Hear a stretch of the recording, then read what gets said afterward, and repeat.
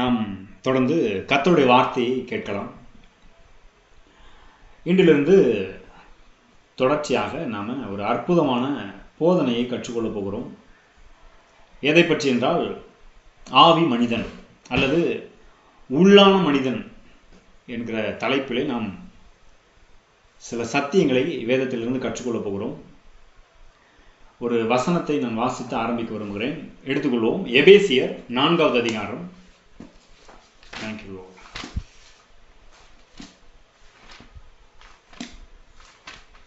எபேசியர் 4வது அதிகாரம் 23, 24 வசனங்கள். எபேசியர் 4வது அதிகாரம் 23, 24.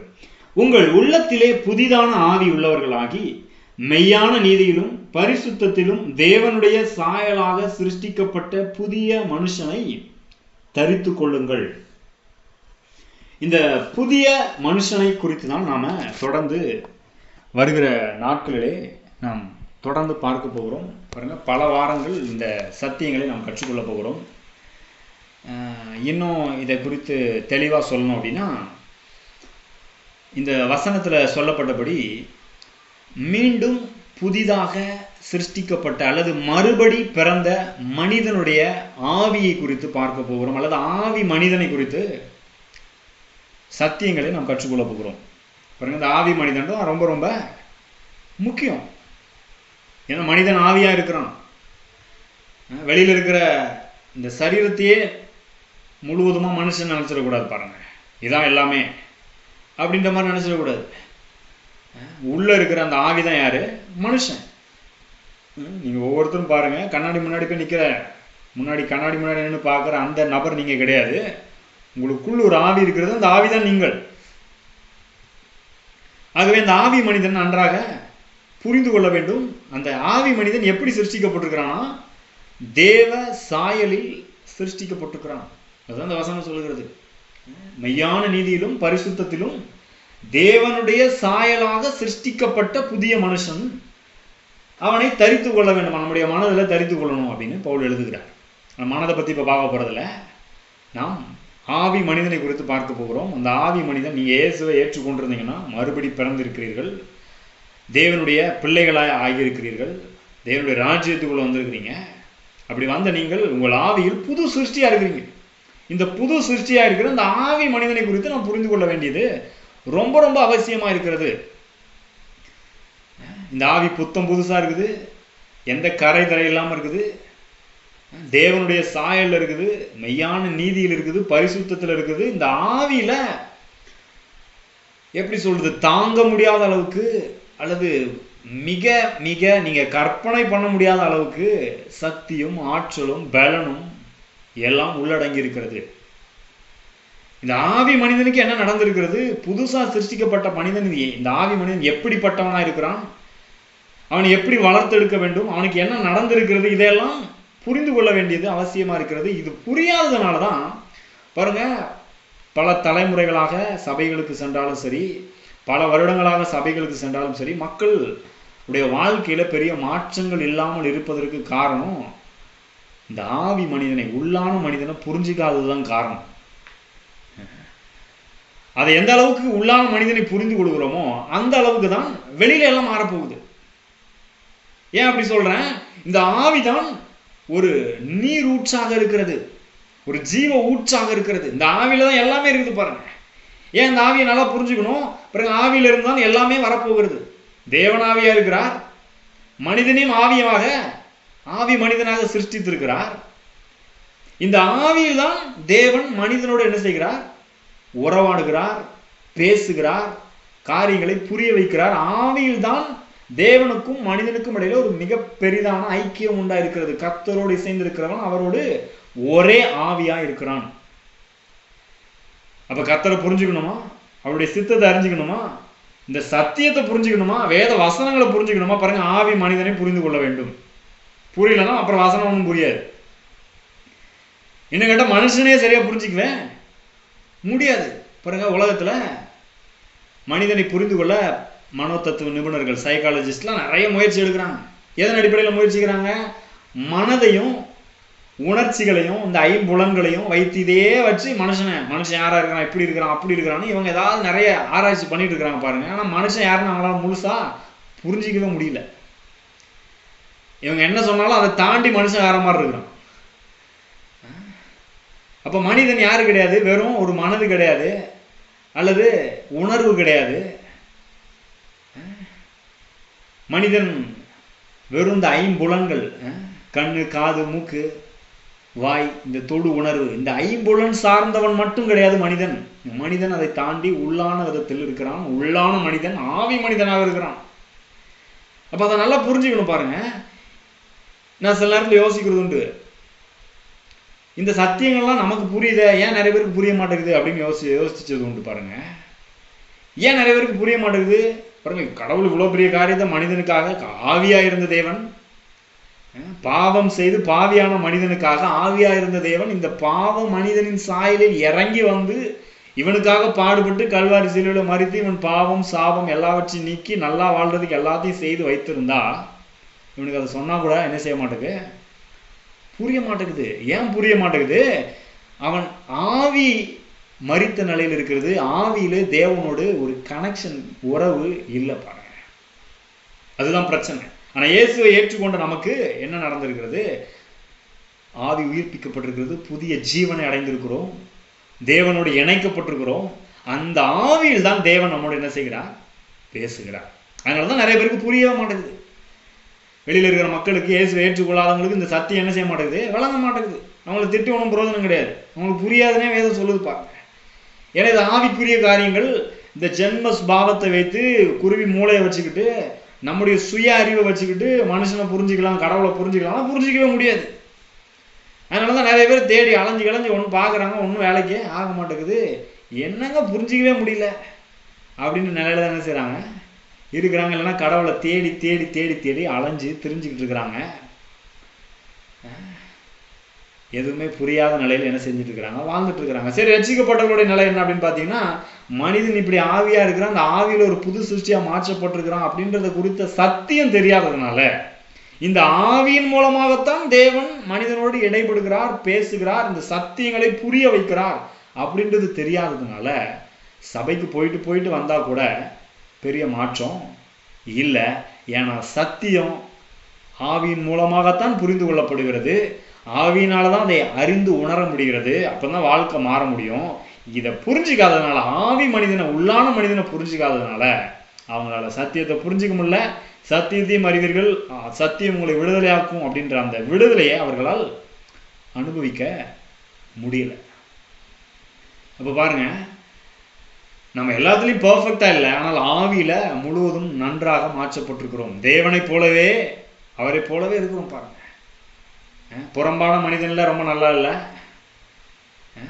மனதில் சில நேரம் நல்லா இல்லை, நம்ம நடக்கையில செயல்கள் சில நேரத்தை சரியா இல்லை. நம்ம அதுக்கெல்லாம் காரணம் என்ன? உள்ள பிரச்சனை, அந்த இருதயத்துல பிரச்சனை, ஆவியில பிரச்சனை. அப்ப அதை புரிந்து கொள்ளும் போதுதான் இங்க வாழ்க்கையில வெளியில இருக்கிற காரியங்கள் என்ன செய்ய முடியும், கண்டிப்பா மாற முடியும். அதனாலதான் நாம் தொடர்ந்து என்ன பார்க்க போறோம், இந்த உள்ளான ஆவி மனிதனை குறித்து நாம் கற்றுக்கொள்ள போகிறோம். ரொம்ப ஆழமா, ரொம்ப விவரமா கற்றுக்க போறோம். இதை எந்த அளவுக்கு புரிஞ்சுக்கிறோமோ அந்த அளவுக்கு நல்லா வாழ முடியும். வேத வசனத்தின் சத்தியங்களை ரொம்ப எளிமையா புரிஞ்சுக்க முடியும். தேவன் உங்ககிட்ட என்ன சொல்ல வர்றாருன்னு புரிஞ்சுக்க முடியும். தேவனுடைய சித்தத்தை நன்றாக அறிந்து கொள்ள முடியும்.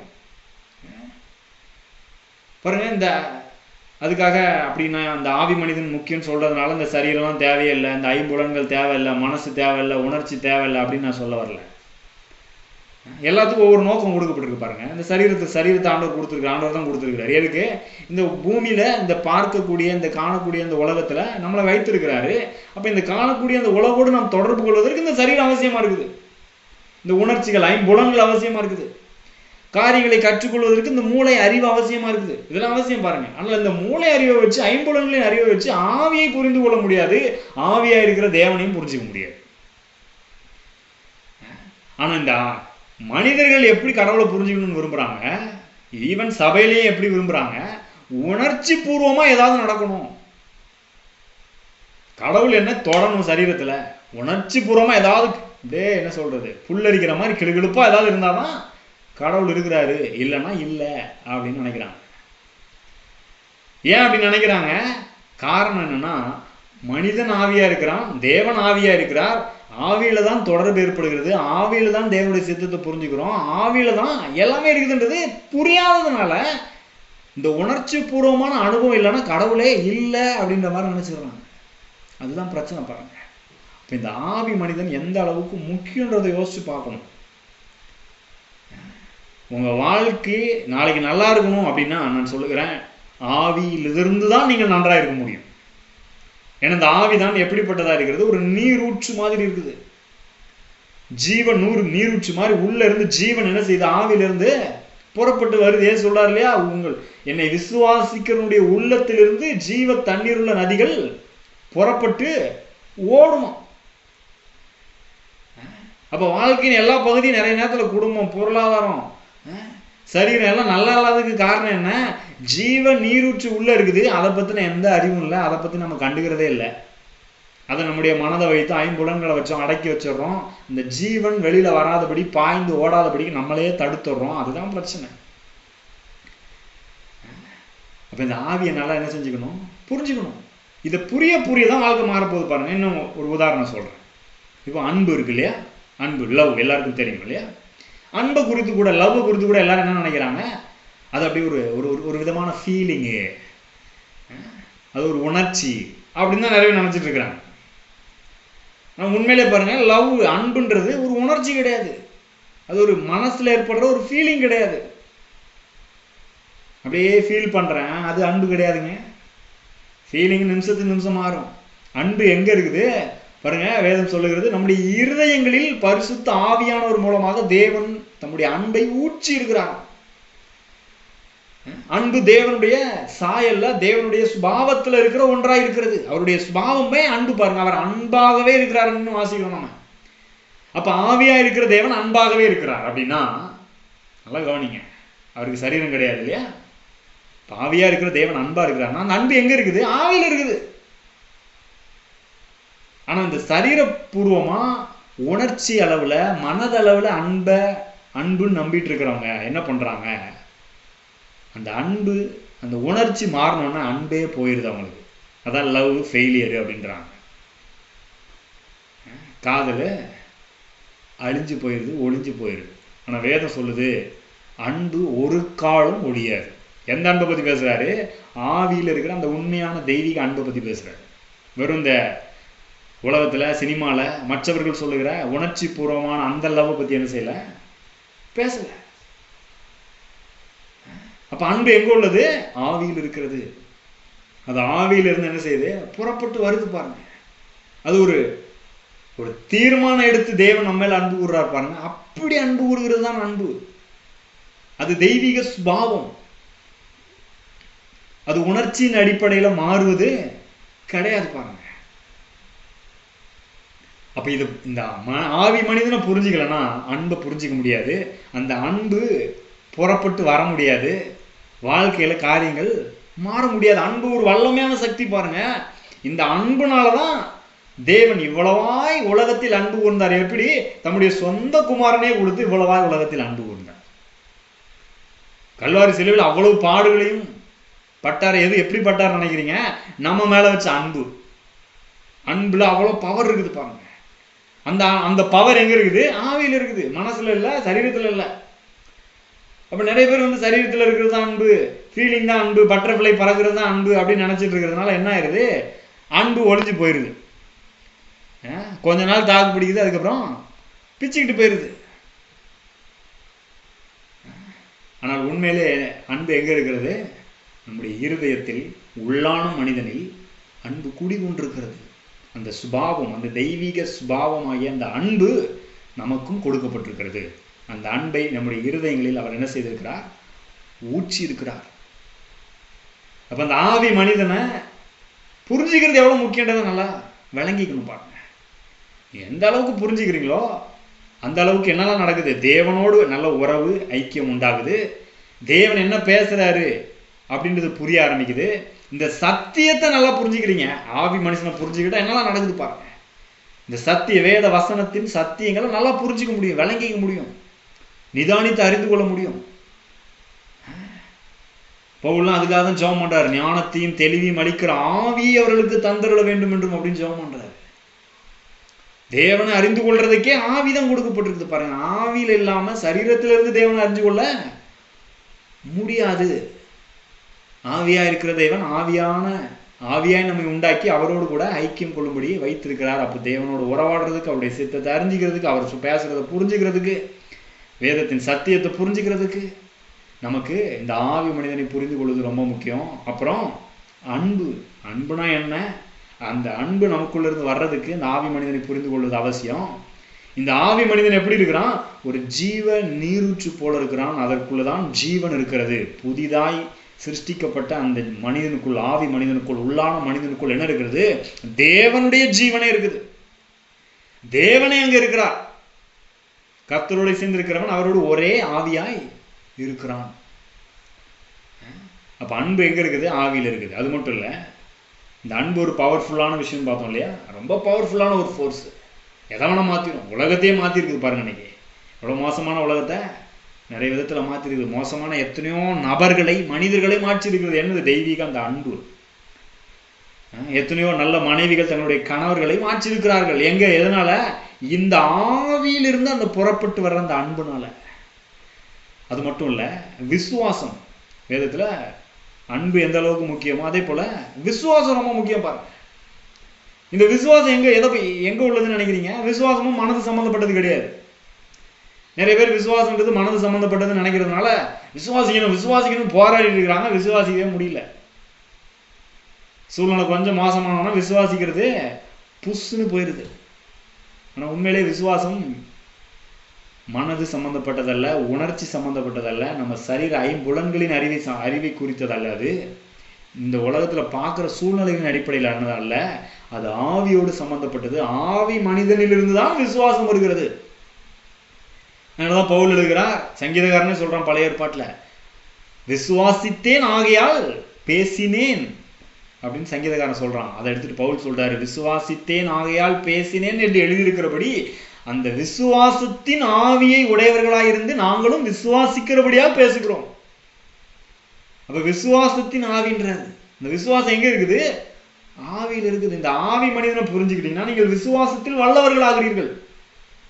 ஏன் விசுவாசம் ரொம்ப முக்கியம் பாருங்க. எபிரேயர் 11:6 வாசிக்கிறோம், விசுவாசம் இல்லாமல் தேவனுக்கு பிரியமா இருப்பது கூடாத காரியம். தேவனிடத்தில் சேர்கிறவன் அவர் உண்டு என்றும் அவர் தம்மை தேடுகிறவர்களுக்கு பலன் அளிக்கிறவர் என்றும் விசுவாசிக்க வேண்டும். வாழ்க்கையில பலன் வரணும், தேவனிடத்திலிருந்து நன்மையை பெறணும், அந்த ஜீவனை அனுபவிக்கணும், எல்லாம் மாறணும்னா என்னது வேணும்? விசுவாசம் வேணும். அந்த விசுவாசம் ஆவியில இருக்குதுப்பா. அது மைண்ட்ல கிடையாது, உணர்ச்சியில கிடையாது, ஃபீலிங்ல கிடையாது. அப்படி நீங்க ஃபீலிங்ன்ற மாதிரி யோசிக்கும் போது என்ன ஆயிடுது? சில நேரம் கொஞ்சம் சமாதானமா இருக்குது, நல்லா ஃபீல் பண்றீங்க. அந்த நேரத்துல கர்த்தர் செய்வார் அப்படி இப்படின்னு தாம் தூம்னு விசுவாசிக்கிற மாதிரி இருப்பீங்க. கண்டிப்பா நடந்துரும், கர்த்தர் கொடுத்துருவாரு, எல்லாம் செஞ்சிருவாரு, அப்படியாகும் இப்படியாகுன்னு ரொம்ப அப்படியே இதா இருப்பீங்க. ஆனால் ஃபீலிங் கொஞ்சம் மாறின உடனே, சூழ்நிலை கொஞ்சம் மாறின உடனே, இல்லை யாராவது ஏதாவது நம்மளை சொல்லி கொஞ்சம் கடுப்பேற்றிட்டாங்கன்னா விசுவாசமே இல்லாமல் போயிருப்பாங்க. கடவுளால் ஏதாவது இருக்காரா இல்லையா, கண்ணு இருக்கா இல்லையா, அப்படிலாம் பேச ஆரம்பிக்கிற மாதிரி இருக்கிறாங்க. கடவுளே இல்லை போங்க. ஏன் அப்படி இருக்கிறாங்க? விசுவாசம்ன்றது ஏதோ மனதளவில் இல்லை ஃபீலிங் அடிப்படையில் இருக்குன்னு நிறைய பேர் நம்பிட்டு இருக்கிறாங்க. அதனாலதான் உண்மையிலேயே விசுவாசிக்க முடியல. இப்போ புரியுதா ஏன் பல வருஷமா சபைக்கு போய் நிறைய பேர் நல்லா இல்லை? ஏன் அன்புல நடக்கல? ஏன் விசுவாசிக்க முடியல? அந்த விசுவாசத்தினால எல்லாவற்றையும் ஏன் பெற்றுக்கொள்ள முடியல? ஏன் வாழ்க்கையில பெரிய மாற்றம் இல்லை? ஏன் முன்னேற முடியல? ஏன் ஊழியத்துல பெரிய உயர்வு இல்லை? காரணம் என்ன?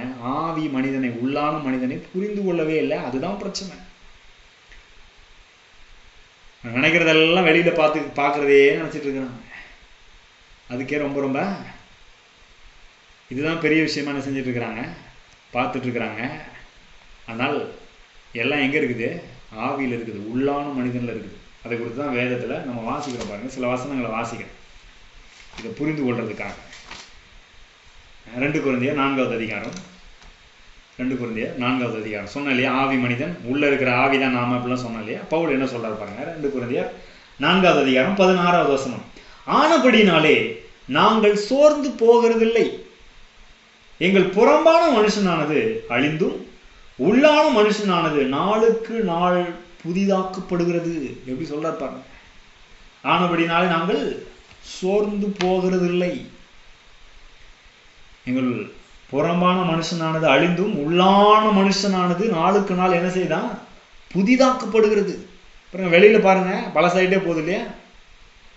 உங்களே பாருங்க, சின்ன வயசுல எப்படி இருந்தீங்க, வயசு ஆக ஆக என்ன ஆகுது, புறம்பான மனுஷன் கொஞ்சம் ஓல்ட் ஆகிட்டே வர்றான் இல்லையா. கொஞ்சம் சுருக்கம் ஏற்படுது, முடி கொஞ்சம் வெள்ளையாக ஆரம்பிக்குது, காரியங்கள் அப்படி வெளியில் என்ன செய்யுது, எல்லாம் மாறிக்கிட்டே வருது. நினைச்ச மாதிரி என்ன செய்யல, புதுசா இல்லை. ஆனால் உள்ளான மனுஷன் எப்படி இருக்கிறான்னா, பவுல் சொல்றாரு, நாளுக்கு நாள் புதிதாக்கப்படுகிறான். ஒவ்வொரு நாளும் இன்னும் அதிகமா புதுசாயிட்டு பலம் அடைஞ்சிட்டு வரான் அப்படின்றாரு. அதனாலதான் இதை கவனிக்க வேண்டியது அவசியம். பாருங்க, புறம்பான மனுஷனையே பார்த்துட்டு இருக்குது, நாளுக்கு நாள் இதை அழிஞ்சிக்கிட்டே தான் போகும்.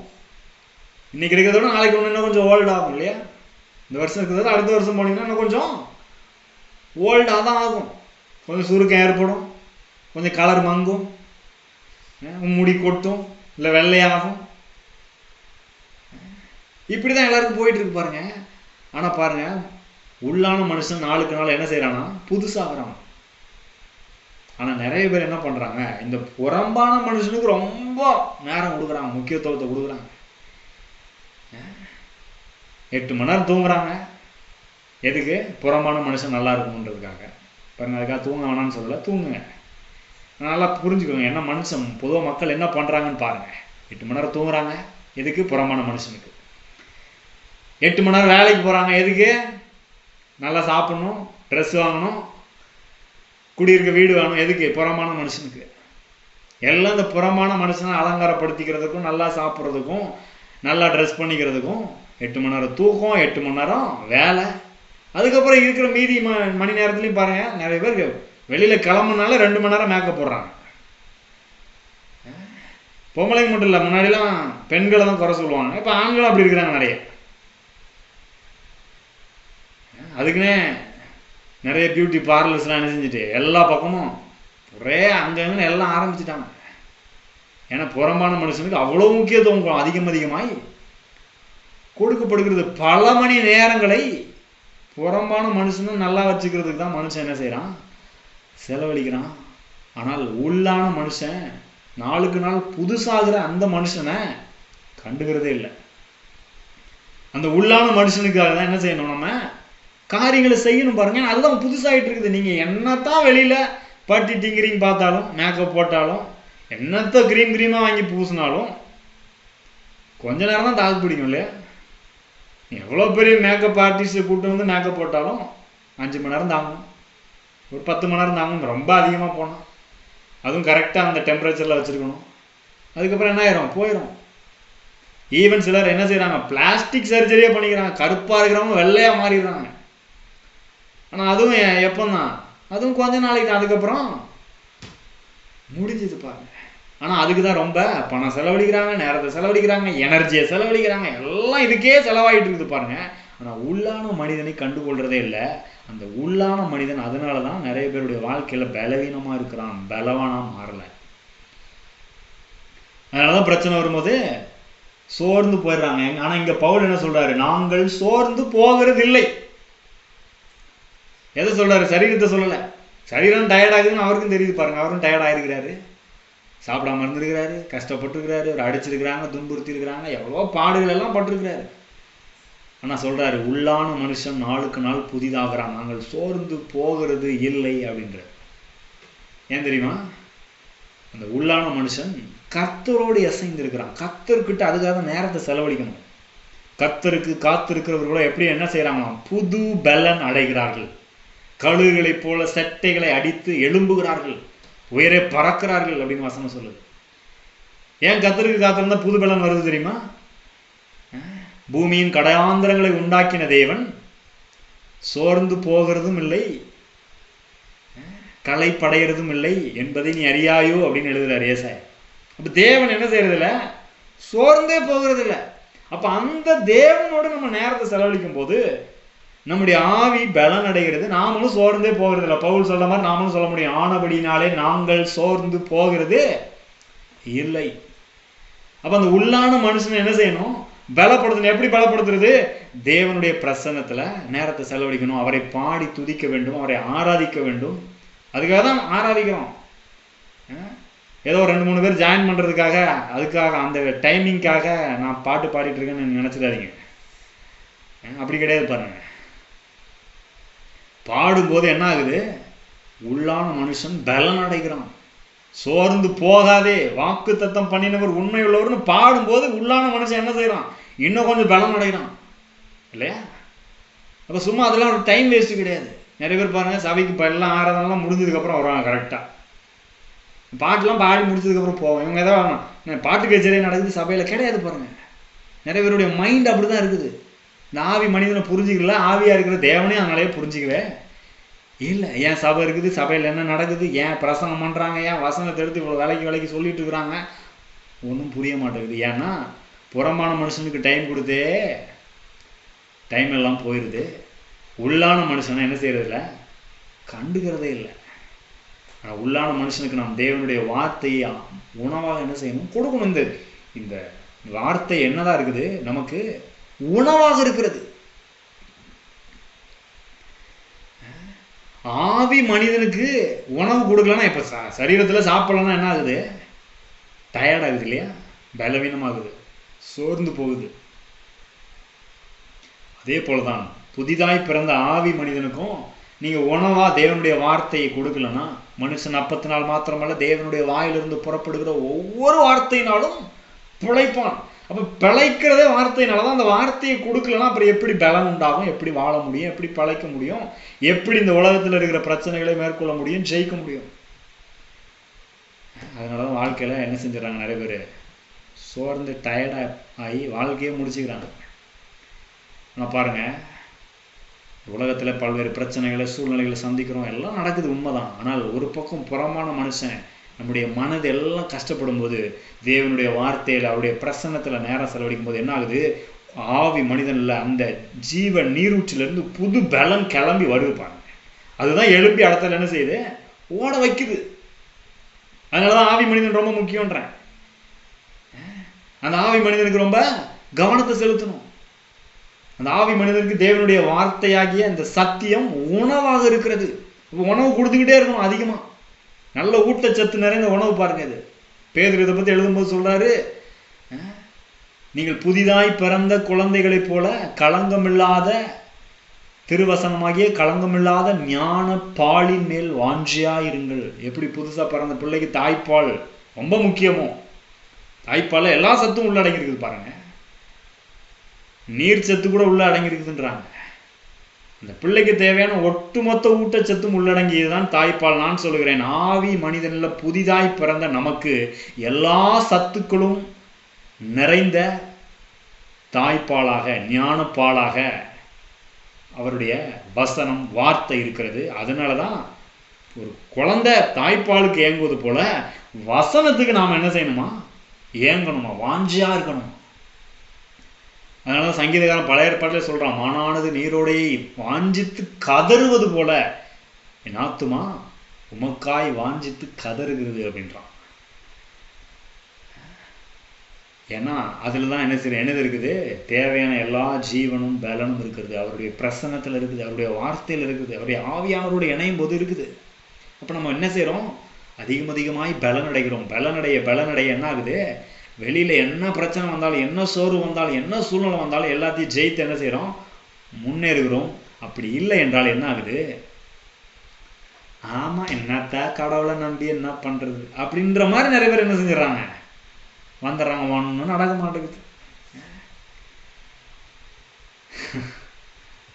பாருங்க, உள்ளான மனுஷனுக்கு பலன் அடையும் போது என்ன ஆகுது, காரியங்கள் மாறுது. பாருங்க, பவுல் இங்க மட்டும் சொல்லல, இன்னொரு இடத்துல சொல்றாரு பாருங்க, எபேசியர் 3வது அதிகாரம். அப்ப புறமான மனுஷன்லயே நேரத்தை செலவழிச்சுட்டு இருக்க கூடாது. உள்ளான மனுஷனுக்கு என்ன செய்யணும், கவனத்தை செலுத்த வேண்டும். எபேசியர் 3வது அதிகாரம் 16வது வசனத்தை கவனிங்க. எபேசியர் 3வது அதிகாரம் 16வது வசனம். இங்க பவுல் ஒரு ஜெபத்தை ஏறெடுக்கிறார். 14வது வசனத்துல இந்த ஜெபத்தை ஏறெடுக்கிறாரு. பாருங்க, உங்களுக்கு நீங்க ஜெபம் பண்ணாலும் சரி, உங்க கூட இருக்கிற மற்ற விசுவாசிகளுக்கு, போதகர்களுக்கு ஜெபம் பண்ணாலும் சரி, இது ஒரு நல்ல ஜெபம். ஆல்ரெடி என்னென்னமோ ஜெபம் பண்ணிட்டு இருக்கிறாங்க. ஆனால் இது ஒரு நல்ல ஜெபம் நினைக்கிறேன் நான். என்ன ஜெபம் பண்றாரு பாருங்க பவுல். நம்முடைய கர்த்தராய் இருக்கிற இயேசு கிறிஸ்துவினுடைய பிதாவை நோக்கி முழங்கால் படியிட்டு, பாருங்க நிறைய பேர் முழங்கால் படியிடுறதெல்லாம் கரெக்டா இருந்துடுறாங்க. முட்டி போட்டு ஜெபம் பண்றேன், ஆனா ஜெபம் தப்பு தப்பா பண்றாங்க. பவுல் என்ன ஜெபம் பண்றாரு பாருங்க. நீங்கள் அவருடைய ஆவியினாலே உள்ளான மனுஷனில் வல்லமையாய் பலப்படவும். உள்ளான மனுஷனில் என்ன பண்ணணுமா? வல்லமையாய் பலப்பட வேண்டும். அதுதான் ஜெபம். எப்படி ஒரு அருமையான ஜெபத்தை ஏறெடுக்கிறார் பாருங்க தேவனிடத்துல. உங்களுக்காக நீங்க ஜெபம் பண்ணா இதுதான் ஜெபம் பண்ணணும். ஆண்டவரே, உள்ளான மனுஷனிலே நான் வல்லமையாய் பலப்பட வேண்டும். எப்படி உள்ளான மனுஷனில் வல்லமையா பலப்படுத்துறது தெரியுமா? தொடர்ந்து வாசிங்கன்னா தெரிஞ்சிடும்.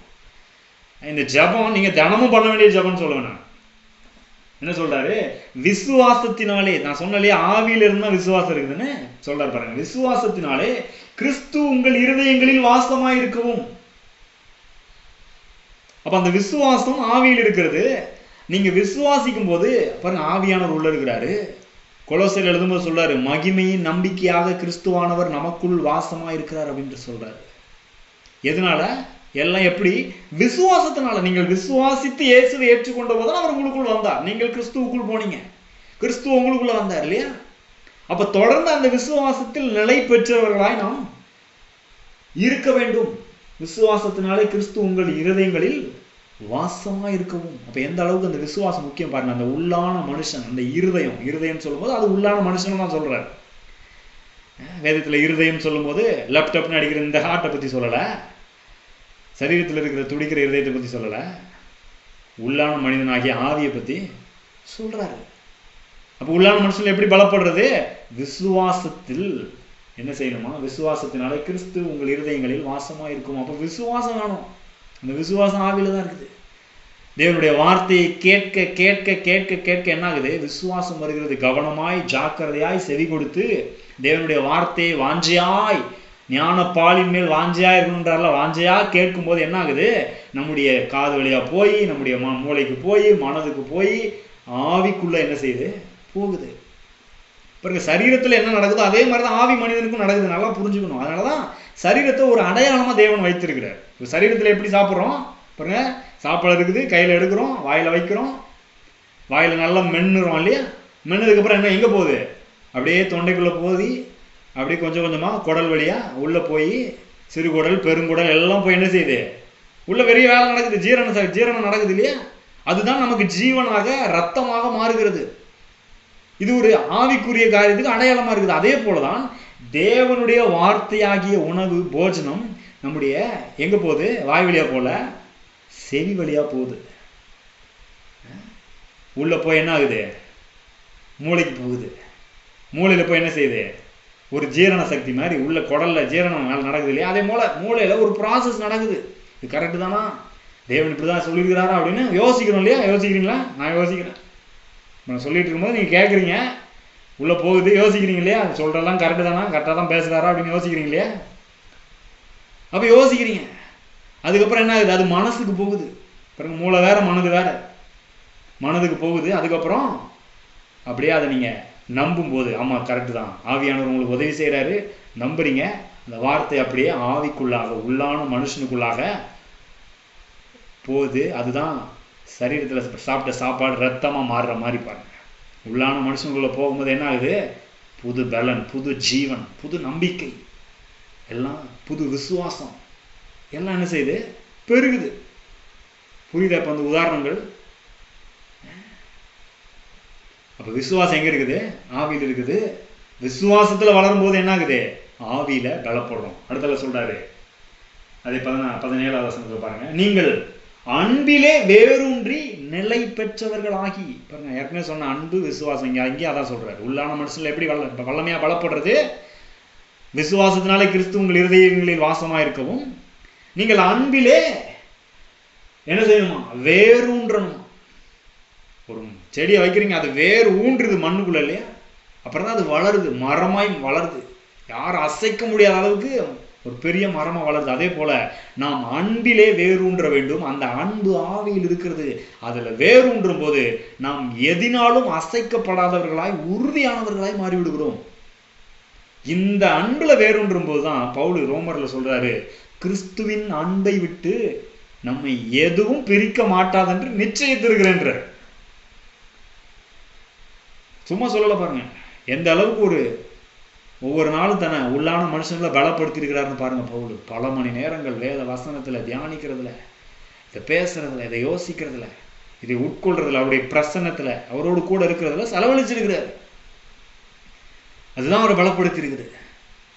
அப்போ இந்த உள்ளான மனுஷனை என்ன செய்யணும்? ஒவ்வொரு நாளும் பலப்படுத்தணும், போஷிக்கணும், விசுவாசத்துல வல்லவர்களாய் மாற வேண்டும். அன்பிலே, கிறிஸ்துவின் அன்பிலே வேரூன்ற வேண்டும். அவருடைய அன்பின் அகலம், ஆழம், நீளம், உயரம் என்னதென்பதை அறிந்து கொள்ள வேண்டும், புரிந்து கொள்ள வேண்டும். இதெல்லாம் ஆவியில நடக்குதுங்க, மனசுல நடக்கிறது கிடையாது. நீங்க மனசுல நடக்குதுன்னு நினைக்கிறதுனாலதான் நிறைய நேரத்துல கடவுள் நம்மளெல்லாம் நேசிக்கிறாரா அப்படின்ற மாதிரி யோசிக்க வேண்டியதா இருப்பாங்க. ஏதாவது பிரச்சனை கண்டோம்னா கடவுள் நேசிக்கலன்ற மாதிரி தோணிடுது. ஏதோ ஒரு தேவை சந்திக்கப்படணும்னா அவ்வளவுதான், கடவுள் கைவிட்டாரோ அப்படின்ற மாதிரி இருக்குது. தாமதமாகும் போது வாக்குத்தத்தம் பண்ணது உடனே நிறைவேறணும்னா என்ன ஆகுது? அப்படியே நம்பிக்கை அடைகிற மாதிரி இருக்குது. ஆனால் அவர் என்ன செய்யறதில்ல, தாமதம் பண்றதில்லை. அவர் பொய் சொல்ல மனிதன் அல்ல, மனம் மாற மனுபுத்திரன் அல்ல. அப்ப அவரோட நம்ம நேரத்தை செலவழிக்க என்ன ஆகுது? நம்முடைய காரியங்கள் என்ன செய்கிறது? மாறுகிறது. உள்ளான மனுஷனில் வல்லமையாய் பலப்படுகிறோம். எத்தனை பேர் உள்ளான மனுஷன் வல்லமையா பலப்படணும்னு விரும்புறீங்க? நான் அதைத்தான் ரொம்ப விரும்புறேன். நிறைய சொல்ல பாருங்க. இதைத்தான் பேதுரு என்ன சொல்றாரு? 1 பேதுரு 3வது அதிகாரத்துல. வேதம் முழுவதும் இது இருக்குது. 1 பேதுரு 3வது அதிகாரம் 3வது வசனத்திலிருந்து வாசிக்கிறோம் பாருங்க. இங்க என்ன, எதை பத்தி பேசுறாரு? ரட்சிக்கப்பட்ட மனைவிகள் ரட்சிக்கப்படாத, தேவ வசனத்துக்கு கீழ்ப்படியாத கணவர்களை எப்படி மாத்தணும் அப்படின்றத பத்தி பேசுறாரு. எப்படி மாத்துறது? அவர் பக்கத்துல உட்காந்து கத்தி ஜெபம் பண்ணி மாத்தணும்னு சொல்லல, திட்டி மாத்தணும்னு சொல்லல. எப்படி சொல்றாரு பாருங்க. முதல் வசனத்துல இருந்து வாசிக்கிறேன். அந்தபடி மனைவிகளே, உங்கள் சொந்த புருஷர்களுக்கு கீழ்ப்படிந்திருங்கள். பாருங்க, கீழ்ப்படிதல் ஆவியிலிருந்து வர்ற விஷயம். அப்பொழுது அவர்கள் யாராவது திருவசனத்திற்கு கீழ்ப்படியாதவர்களாக இருந்தால் பயபக்தியோடு கூடிய உங்கள் கற்புள்ள நடக்கையை அவர்கள் பார்த்து போதனையின்றி மனைவிகளின் நடக்கையினாலேயே ஆதாயப்படுத்தி கொள்ளப்படுவார்கள். இதெல்லாம் ஆவிக்குரிய விஷயம் பாருங்க. நிறைய பேருக்கு இது புரியாதனால மனதளவிலே யோசிச்சுக்கிட்டு பிசாசு இப்படி பண்றான் அப்படின்னு போட்டு பிசாசு மேல பழிய போட்டு இவங்க தங்களுடைய நடக்கையை, உள்ளான மனுஷனை வல்லமையா பலப்படுத்தல, விசுவாசத்துல வளரல, அன்புல வேறுன்றல, கணவனை நேசிக்க முடியல, கணவனுக்கு கீழ்ப்படிய முடியல, கிறிஸ்துவுக்கு கீழ்ப்படுகிறது போல கணவனுக்கு கீழ்ப்படியணும்னு பவுல் எழுதுறாரு. கீழ்ப்படிய முடியல, எதையுமே ஒழுங்கா செய்ய முடியல. ஆனா ரட்சிக்கவே படமாட்டேனாரு. ரட்சிக்கப்படாத மனுஷன், பொல்லாத மனுஷன், பிசாசு இப்படி பண்ணிட்டு இருக்கிறான், இப்படியே பேசிட்டு இருக்கிற பெண்கள் தான் நிறைய இருக்கிறாங்க. எங்க சபைக்குள்ள இருக்கிறாங்க. நான் பேதுரு ஐடியா கொடுக்குறாரு. என்ன சொல்றாரு? நீ வச்சுக்குவாங்க, வசனத்துக்கு கீழ்ப்படிங்க, வசனம் இப்படி சொல்லுது. அப்படி சொல்லிலாம் அவரை மாற்ற முடியாது, நீ முதல்ல மாறிடுன்றாரு. தொடர்ந்து என்ன சொல்றாரு பாருங்க 3வது வசனத்துல, மயிரை பின்னி பொன் ஆபரணங்களை அணிந்து உயர்ந்த வஸ்திரங்களை உடுத்தி கொள்ளுதலாகிய புறம்பான அலங்கரிப்பு உங்களுக்கு அலங்காரமாயிராமல் அழியாத அலங்கரிப்பாய் இருக்கிற சாந்தமும் அமைதலும் உள்ள ஆவியாகிய இருதயத்தில் மறைந்திருக்கிற குணமே உங்களுக்கு அலங்காரமாய் இருக்க கடவுது. அதுவே தேவனுடைய பார்வையில் விலையேற பெற்றதா இருக்கிறது. பாருங்க, பேதுருங்க மயிரை பின்னி பொன்னாபரங்களை அணிந்து உயர்ந்த வஸ்திரங்களை உடுத்திக் கொள்ளுதலாகிய புறம்பான அலங்கரிப்பு அலங்காரமா இராமல் சொன்னோன்னா நிறைய பேர் என்ன பண்ணிட்டாங்க? வெளியில நகை போடக்கூடாது, ட்ரெஸ் போடக்கூடாது, கலர் ட்ரெஸ் போடக்கூடாது, மேக்கப் போடக்கூடாது, பவுடர் கூட அடிக்கக்கூடாது. நான் பைபிள் காலேஜ் படித்த நாட்களில் பாருங்க, நான் ரொம்ப நாள் பவுடர் போடாமல் இருந்து போவையில் எங்கள் அம்மா ஒரு பவுடர் வாங்கி கொடுத்தாங்கன்னு போய் சரி போடுவோம், வாங்கி கொடுத்துட்டாங்கன்னு என்ன செஞ்சேன், எடுத்து போட்டுட்டு இருந்தேன் பாருங்க. ஒருத்தர் வந்திருந்தாரு, புதுசாக வந்திருந்தாரு பாருங்க, படிக்கிறதுக்கு என் கூட. நான் பவுடர் போடுறத பார்த்துட்டு பக்கத்தில் இருக்கிற பையன்ட்ட சொல்றாரு, அவன் ரட்சிக்கப்பட்டிருக்கிறானா அப்படின்றாரு. மக்களுடைய மனநிலை எப்படி இருக்குது? பவுடர் போட்டால் ரட்சிக்கப்படாதவன், நகை போட்டால் ரட்சிக்கப்படாதவன், பொட்டு வச்சா ரட்சிக்கப்படாதவன், கையில் ஒரு கயிறு கட்டினா ரட்சிக்கப்படாதவன், செயின் போட்டுருந்தா ரசிக்கப்படாதவன், கலர் ட்ரெஸ் போட்டுருந்தா ரசிக்கப்படுறாங்க. நிறைய பாஸ்டர்கள் அப்படிலாம் சொல்லுவாங்க. என்ன கேட்டிருக்கேன், என்ன சொல்லியிருக்காங்க பாருங்க. சிலர்லாம் இப்படி சொல்லுவாங்க, சர்ச்சுக்கு வந்திருக்கிறாங்க ஆனால் இன்னும் முழுசாக ரசிக்கப்படலை, முழுசாக ரசிக்கப்படலை. எதனால? பொட்டு போட்டு வச்சுருக்கிறாங்க, கொலுசு போட்டிருக்காங்க, நகை போட்டிருக்காங்க, அதனால் முழுசாக ரசிக்கப்படலையா. இவங்க தான் ரட்சிப்புக்குள்ள நடத்தணும். அப்புறம் வேதம் என்ன சொல்லுதோ அப்படியே அதுக்கு ஆப்போசிட்டாக என்ன செய்யறது, பேசுறது, நடந்துக்கிறது. இதுலயே ரட்சிப்பு இருக்குது. இயேசுவை விசுவாசிக்கிறதுல ரட்சிப்பு இருக்குது. இயேசுதான் முழுமையாய் முடிவு பரியந்தம் ரட்சிக்கிறவர். கடைசி வரைக்கும் வலுவாமல் நம்மை பாதுகாத்து முடிவு பரியந்தம் யார் ரட்சிக்கிறா? இயேசு ரட்சிக்கிறாரு. நகையை கலட்டுறதுனால ரட்சிக்கப்பட்ட முடியாது பாருங்க. நிறைய பேர் ஞானஸ்தானம் எடுத்தா ரட்சிக்கப்பட்டலாம் நினைக்கிறாங்க. அதனாலதான் ஞானஸ்தானம் எடுக்கும்போது கூட நகையெல்லாம் கலட்டினாதான் ஞானஸ்தானம் கொடுப்பாங்க. இன்னும் நிறைய பாஸ்டர்ஸ் எப்படி இருக்கிறாங்க பாக்குறேன் நான். எல்லாம் மதம் பிடித்திருக்கிறார்கள். ராஜ்யத்தை, இயேசுவை பிடித்தவர்களா இல்லை, உள்ளான அந்த ஆவி மனிதனை புரியாததுனால அப்படி இருக்கிறாங்க. அவங்கள குறை சொல்லி கூட ஒன்றும் இல்லை பாருங்க. அவங்களுக்கு இது புரியல, இந்த சத்தியம் புரியல. உள்ளாக இருதயத்துல மறைந்திருக்கிற அந்த குணமே ஒரு மேலான அலங்கரிப்பு. அது என்ன பண்ணுது, மற்றவர்களை ஆதாயப்படுத்தி விடுகிறது, ரட்சிக்கப்படாதவர்களை ஈர்க்கிறது. நம்ம குணமே மற்றவங்களை என்ன செய்யுது, ஈர்க்குது. நம்ம நல்லா பேசினாலே மற்றவர்கள் ஈர்க்கப்படுகிறார்கள். அன்பா சொல்ற ஒரு வார்த்தை அவர்கள் என்ன செய்யுது, மாற்றுகிறது.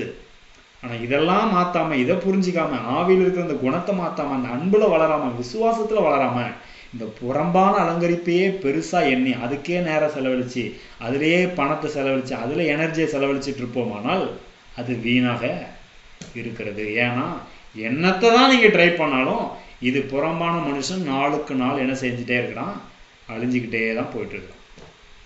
புதுசாக போறது இல்லை. ஆனால் உள்ளான மனுஷன் நாளுக்கு நாள் என்ன செய்யறான், புதுசாகிறான். இப்ப இருக்கிறதோட நாளைக்கு இன்னும் புதுசாகிறான். இந்த சத்தியத்தை கேட்கும்போது இன்னும் அதிகமா புதுசாவீங்க, இன்னும் வளருவீங்க, இன்னும் பலன் அடைவீங்க. இதெல்லாம் நடக்குது பாருங்க. இப்ப இதை புரிஞ்சுக்கணும். நாம் உள்ளான மனிதனுக்கு என்ன செய்யணும், அதிக கவனத்தை கொடுக்கணும், நேரத்தை கொடுக்கணும். தேவ பிரசன்னத்துல நேரத்தை செலவழிக்கணும். அவரை துதிப்பதில், ஆராதிப்பதில் நேரத்தை செலவழிக்கணும். கர்த்தருடைய வார்த்தையை கேட்கறதில் நேரத்தை செலவழிக்கணும். அந்த வார்த்தையை கேட்டு அதன்படி செய்கிறதில் நேரத்தை செலவழிக்கணும். அதன்படி வாழ்றதுக்கு முயற்சி எடுக்கணும். வெறும் வெளியில இன்னும் சிலர் எப்படி வெளியில நான் நகையை கழட்டிட்டேன், அதை பண்ணிட்டேன், இதை செஞ்சுட்டேன், நான் போட்டு வைக்கிறது இல்லை, கம்மல் போடுறதில்ல. ஆனா அதே நேரத்துல எல்லார் மேலேயும் கோபம், எரிச்சல், வைராக்கியம், தேவையில்லாத காரியங்கள். குணத்துல எந்த மாற்றமுமே இல்லை பாருங்க. ஆனா வெளியில அப்படியே வெள்ளை அங்கி போட்டு பரலோகத்துல இருக்கிற மாதிரி என்ன செய்யறது, காட்சி அளிக்கிறது. வெளிப்படுத்தின விஷயத்துல சொல்லப்பட்ட மாதிரி நாங்கள் இருக்கிறோம் ஆக்கும். இங்கே நாங்கள் பரலோகத்தில் இருப்பதை போல இருக்கிறோம். பரலோகத்தில் போய் இப்படிதான் இருக்க போறாங்க, இப்பயே நாங்க ஸ்டார்ட் பண்ணிட்டோம் அப்படின்னு நினைக்கிறாங்க நிறைய பேர். ஆனால் கவனிங்க, அப்படிதான் பரிசேயர்கள்லாம் இருந்தாங்க. நல்லா வெள்ளை அங்கி போட்டு எல்லாத்துலையும் கரெக்டாக இருந்து வெளியில பார்க்குற எல்லாத்துலையும் நல்லா அப்படியே பர்ஃபெக்டாக இருக்கிறாங்க. அவங்கள பார்த்தா சொல்றாரு, வெள்ளை அடிக்கப்பட்ட கல்லறைகளேன்றாரு. உள்ள ஒன்றும் சரியாகலையேன்றாரு, திட்டுறாரு பாருங்க. உள்ள ஃபுல்லா விஷம், உள்ள ஃபுல்லா அழுக்கும், கேவலமான காரியங்கள் நிறைந்திருக்கிறது, மாத்திக்கோங்க, மனம் திரும்புங்க அப்படின்றாரு. அப்ப வெளியில மாத்துறது பாருங்க, வெளியில மாத்துறது முக்கியம் கிடையாது, உள்ள மாத்துறது ரொம்ப ரொம்ப முக்கியம். வெளியில நீங்க வெள்ளை ட்ரெஸ் போடுங்க, இல்ல கருப்பு ட்ரெஸ் போடுங்க, அது பிரச்சனையே இல்லை. உள்ள எப்படி இருக்குது, உள்ள இருதயம் எப்படி இருக்குது, ஆவி மனிதன் எப்படி இருக்கிறான், அன்பா இருக்கிறானா, விசுவாசத்துல வளர்றானா, நாளுக்கு நாள் அந்த கோபத்தை விட்டுட்டு, கசப்பை விட்டுட்டு, வைராக்கியத்தை விட்டுட்டு தொடர்ந்து முன்னேறி போறோமா, அந்த ஒரு உணர்வு இருக்குதா, அதுதான் ரொம்ப ரொம்ப முக்கியம். மாறணுன்ற ஒரு விருப்பம் இருக்குதா, புதுசா சிருஷ்டிக்கப்பட்டிருக்கிறோமா, அதை குறித்து ஒரு அறிவு இருக்குதா, தேவ சாயல்ல மெய்யான நீதியிலும் பரிசுத்தத்திலும் சிருஷ்டிக்கப்பட்ட புதிய மனுஷனா இருக்கிறனே அப்படின்றத குறித்து ஒரு அறிவு இருக்குதா, எதுவுமே இல்லைன்னா பாருங்க, வாழ்க்கையில அந்த ஜீவ நீரூற்று உள்ள இருந்து என்ன செய்யாது, புறப்பட்டு வராது. வாழ்க்கையில எந்த மாற்றமுமே இருக்காது. நேரம் ஆயிட்டு, இதோட முடிக்கிறேன். அடுத்த வாரம் நம்ம தொடருவோம். அடுத்த வாரம் இன்னும் அநேக காரியங்களை பார்க்க போகிறோம். குறிப்பாக ஆதியிலே மனிதனை சிருஷ்டித்த போது, அவன் ஆவியாய் சிருஷ்டித்த போது, அவன் பாவம் செய்த போது அந்த ஆவி மனிதனுக்கு என்ன நடந்தது, ஏன் இன்னைக்கு உலகத்துல இருக்கிற மனிதர்கள் இப்படி இருக்கிறாங்க. அந்த ஆவி மனிதன் மரித்து போனான், பாவம் செய்தான், தேவனை விட்டு தூரமா போனாப்பெல்லாம் வாசிக்கிறோமே, அந்த மனிதனுக்கு என்ன நடந்துச்சு, என்னதான் உள்ள நடந்துச்சு அப்படின்றதெல்லாம் பார்க்க போறோம் பாருங்க. இதெல்லாம் பார்க்கும்போது தான் நாம மற்றவர்களுக்கு சுவிசேஷத்தை சொல்ல முடியும். பாருங்க, உலகத்துல இருக்கிற மனிதர்களே தங்களை புரிஞ்சிக்காம இருக்கிறாங்க. காரணம், உள்ள என்ன நடந்துச்சுன்னே தெரியல. மனதளவிலேயே ஆராய்ச்சி பண்ணி புரிஞ்சுக்கலாம்னு பாக்குறாங்க மனுஷனை. இல்ல இந்த வெளியில இருக்கிற சரீரத்தை வச்சே மனுஷன் இதான் மனுஷன் நினைச்சிட்டு இருக்கிறாங்க.